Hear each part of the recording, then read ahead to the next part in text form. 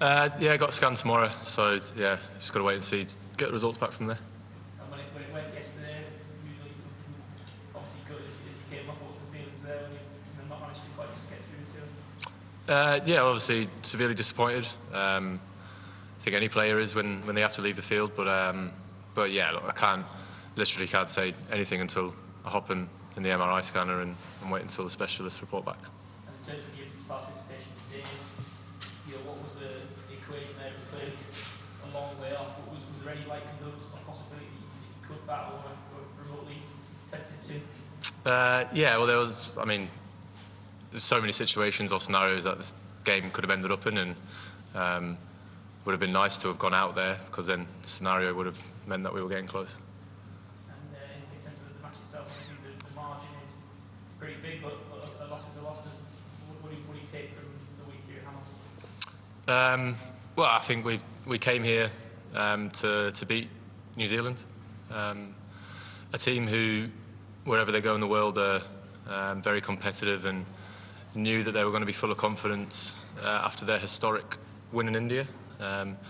So look, to play the cricket that we did in the first two games was very, very pleasing. We came here this week with the same attitude, same mindset that we always do in the same two games out here.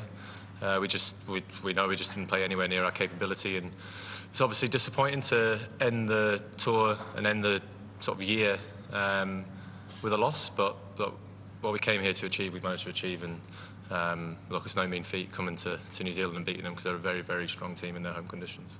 And that year in the round, you played a hell of a lot of Test cricket, big gap cover. Now, I guess how does the Test team end the year in terms of is it in stronger shape, more clarity than the one that entered the year?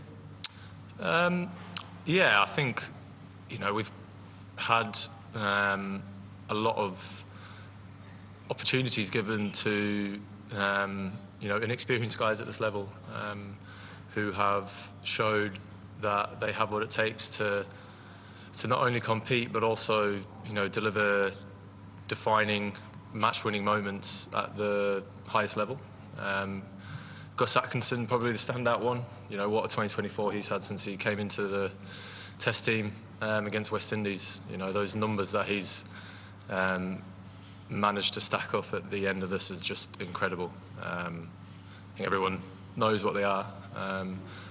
Brydon Cass again got his opportunity out in Pakistan in the Test team and has just gone from strength to strength from there. And so yeah, look, in particular with the bowling, having Gus and Bash in the top 3 wicket takers in the year.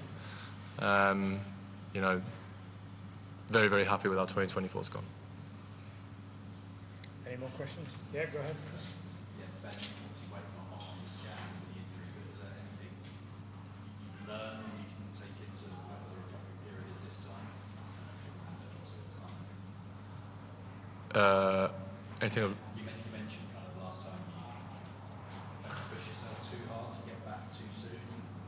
This time, do you think you'll maybe take a lesson from that and just get yourself right for 5 months to the next test? Yeah, I think that's the difference is how much time I've got in between this injury compared to the last one. Obviously, my injury in the summer, straight away looked at, we've got a certain amount of time until the next Test series, whereas this one, it's we've got ages till we meet up as a Test team again. So, but I can't go into too much detail until we actually know what the extent of the injury is. No doubt your mind will come next summer. That's serious India. You're in that team as a bowling all-round. I'll certainly hope so. Yeah, it's not that bad. Ali, go ahead, and Andrew. Is there anything good about differently going to this final test? I know the series wraps up, so therefore people from the outside might conclude, well, mission accomplished, intensity drops a little bit, or is it just that a guy like Willow Rule bowling 95 from 6 for 3 is he just had his day and you guys couldn't quite bowl up to him? Look, I think cricket's always a game of skill against skill from opposition to opposition. The first two games of the series, our skill completely, outdid New Zealand's skill, and this game, it was basically the a flip around of that. All 3 games have been pretty convincing wins by us in the first 2 in New Zealand and this one. And yeah, look, it's severely disappointing as a team because we obviously want to win every game we go out and play. And we're just disappointed that we were nowhere near our best. We know that we've not performed anywhere near the capability that we have in that dressing room. And that shows in the performances we put in the first 2 games. Sometimes it is what it is. You can never put your finger on why you've not managed to sustain the quality of output that you try to achieve all the time. And yeah, New Zealand just completely outplayed us. And I think, just going back to Will O'Rourke, I think he's been an amazing find for New Zealand cricket. Someone who can bowl at that pace, at that height, is going to be a huge asset to any team. He really let the handbrake go this game. He was troubling our batsmen. And yeah, I guess looking back on reflection, when we do come up against something like that, we need to be quicker as a batting group to identify where can we put someone who's obviously in a good spell, finding their rhythm, finding their length, making it hard for us. How can we put pressure back onto them? We managed to do that to Tim Southee and Matt Henry in particular, and Nathan Smith in the first 2 games, and we just weren't quite able to do it to O'Rourke this game. But look, he's bowled incredibly well for New Zealand throughout the whole series, and this game, as a fan of cricket, it was nice seeing a young lad run in and bowl some thunderbolts. Andrew, and then we'll take a couple more. Go ahead. My question was along the lines. You've seen some great bowls in your career. Where would you rank him at the moment in terms of his trajectory and what he's again, don't want to.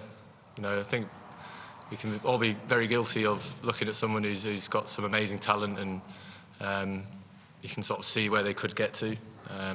But I think just let him go about his business. Let him find out more about himself as a bowler. Let him find out, what Test cricket like as he play more. But there's no doubt whatsoever that he's a phenomenal talent. I know Tim Southee's now called a day in his career, and I think that means Will O'Rourke's going to get plenty more opportunities. But there's no doubt there's a lot of talent there. But yeah, suggestion just call it and just let him find his way. Any more?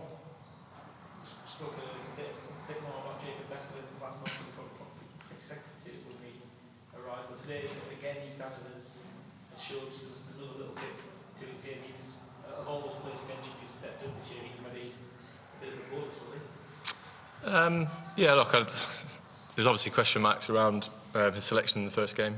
I don't think there'll be any more with how he's, played this whole series. He's 21, he's looked completely unflappable in the situations that he's found himself out there in a position that he's not got any experience, I don't think, at first-class cricket, batting number 3 and striding out there in a test match against a very skillful opening pair in Tim Southee and Matt Henry. I just thought he just looked completely unflustered, and when he got in, he can really, really play. So yeah, it's great seeing a lad with a boatload of talent get given an opportunity and be able to go out there and transfer that into some match-defining moments. Ali, last one, please. Sorry, just go back to the bowling. You kind of, in your career, you kind of made a virtue of like getting into big long spells. I'm just wondering if that is something that you might have to look at in next year, because you love bowling these sort of 6, 7, 8 over spells. Would that change anything, you think, in terms of the likelihood of injuries occurring? No, but every time you walk out to a field as an athlete, you're putting yourself at risk of getting injury, whether you feel great or you don't feel great. Worked my arse off to get to where I was in this game in particular with my body. It's just sod's law that first time in a while where I feel like I'm young again, something happens. Obviously incredibly disappointing walking off yesterday. Very emotional about the whole thing, but then when you sleep on it, you're always asking yourself, could I have done more? Should I have done this? Should I have done that? But when you sleep on it and you take the emotion out of it, you realise that when you're walking out there, you're always putting yourself at risk of an injury. And yeah, that's what it is. But absolutely no. I worked really hard to get myself into position to play the role that I did this game. And just one of those unfortunate things. But nah, I ain't holding back. Cheers, Ben. Thank you. Cheers, guys.